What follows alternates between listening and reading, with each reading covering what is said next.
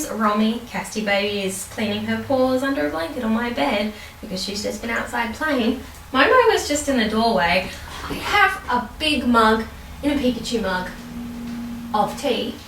Today I'm reviewing the fourth book in my 2019-10. The previous books that I have reviewed were Beyond the Deep Woods, Unlundone, and The Three Loves of Persimmon. And today, with the help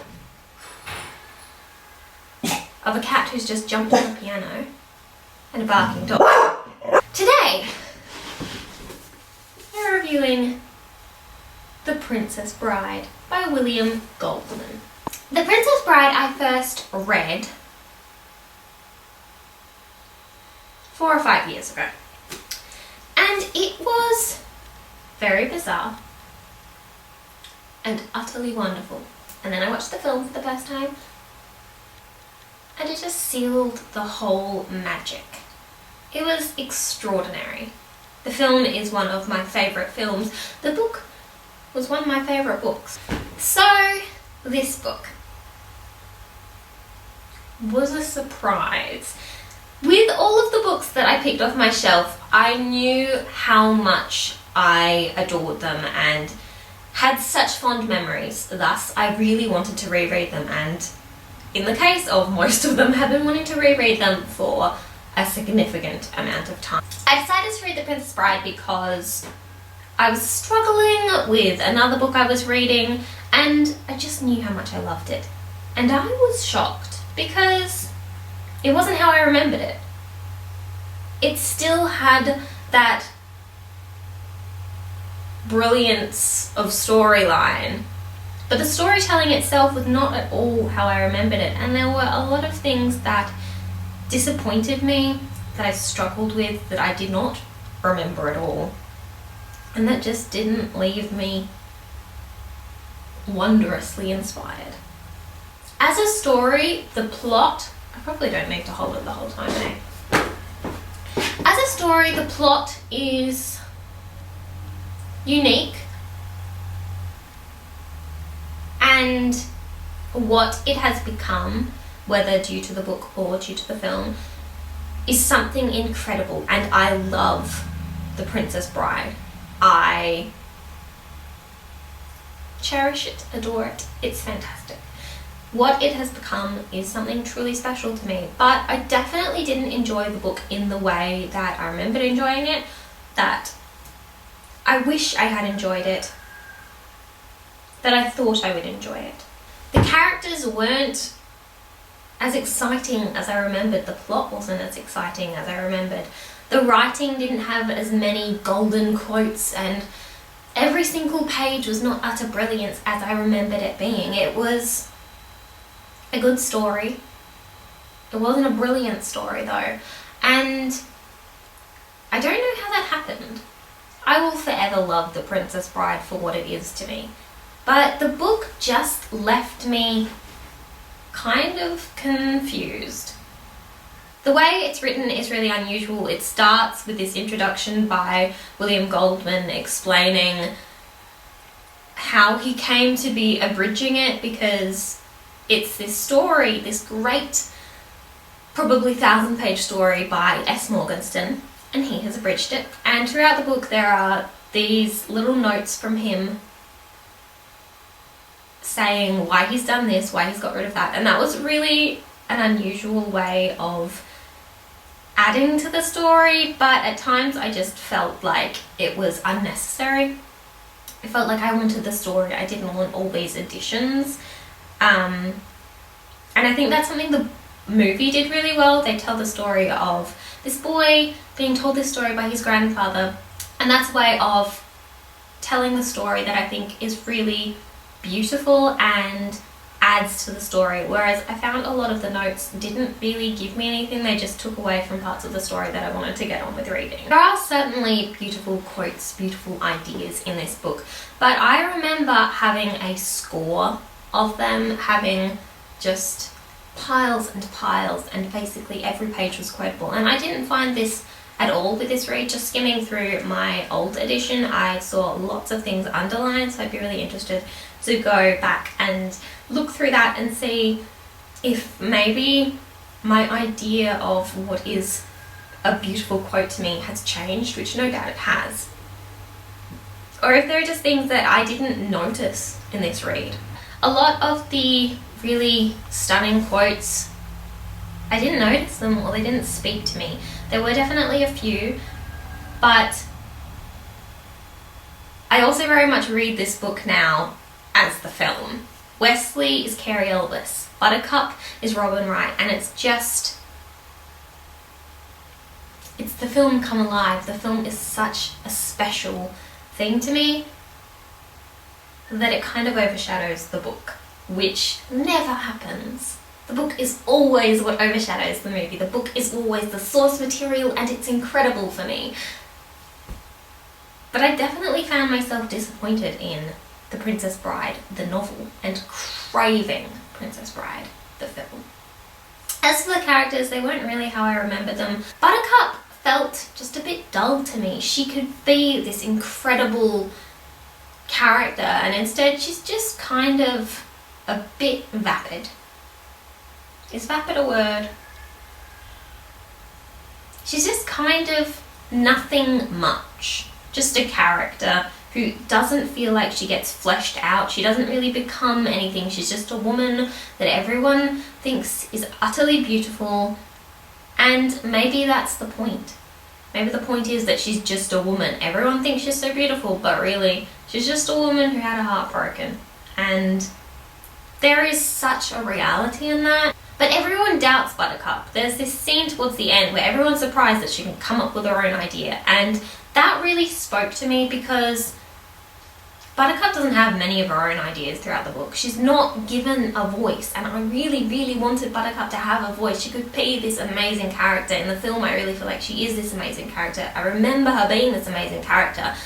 But to me,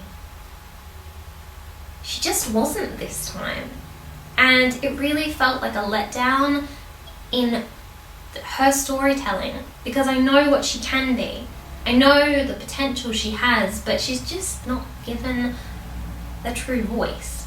There's also this scene in the book that really, really annoyed me, because Buttercup decides she wants to die. And she goes to kill herself. And there's just this part in the book where it's like, well, all women want to do that at some point or other.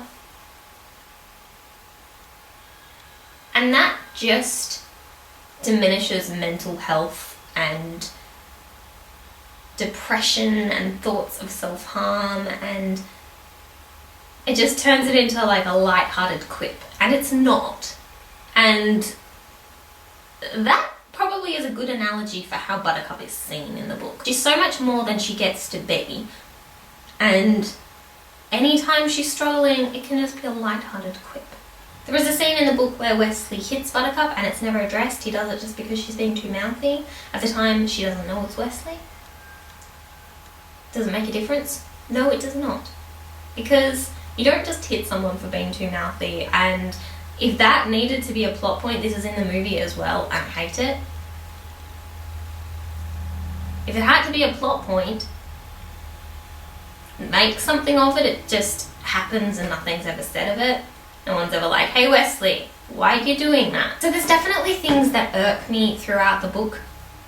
Things that I feel like need more explanation, or are just played off as light-hearted, unimportant, whatever. Probably my favourite part of the whole book was the relationship between Fezzik and Inigo. Inigo is my favourite character. Fezzik was such a little ray of sunshine. I love them both. And they have, especially in the second half of the book, they have such a lovely relationship. There were definitely times when I felt like Inigo was not as kind as he should have been to his friend.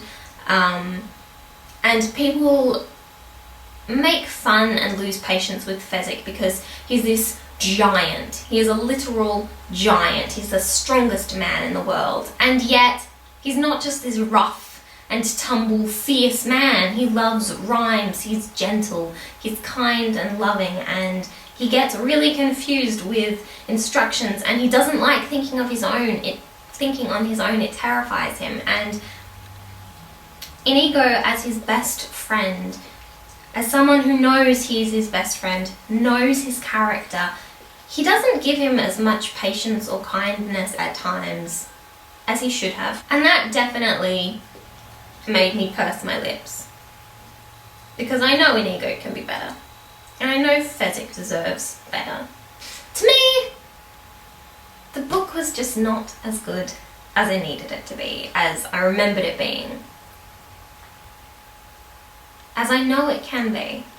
It was just pretty disappointing, and because I know I love it so much, the disappointment was more. There were words used that felt way too modern for this book set in olden times. I found that quite a bit with the book. It would switch between words that were chosen that suited the dialogue, and then there would just be this modernity. There would just be this sudden modern, very relaxed tone that didn't suit it, that was very jarring. Was there any queer representation in The Princess Bride? No. Female characters, we have Buttercup, we have Buttercup's mother, we have the Queen Bella.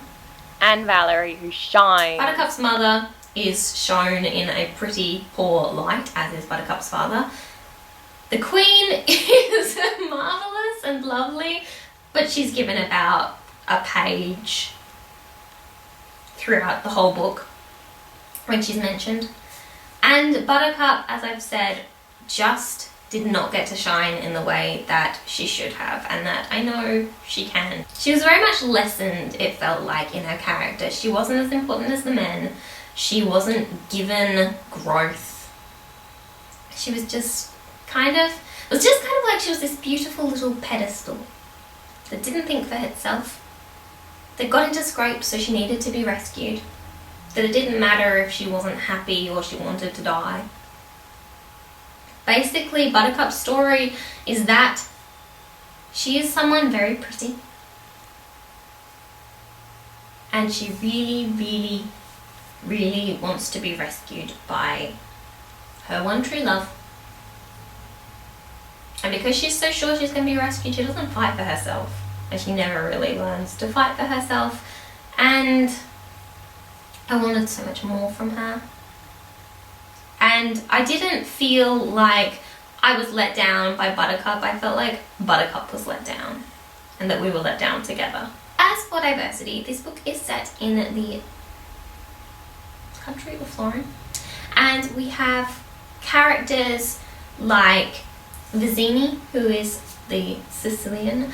We have Inigo, who is from Spain, and we have Fezzik, who I don't remember where he's from, but I believe it is in Eastern Europe. In the case of Inigo and Fezzik, both their cultures and their history is definitely built on, and that's something that you don't get in the film. So that was really interesting. But in the whole book, there's really not that much talk of diversity. There's not that much explanation of Florin and the opposing country across the sea that is opposing because they don't like each other, of Gilda. You don't really get a great picture of the world itself.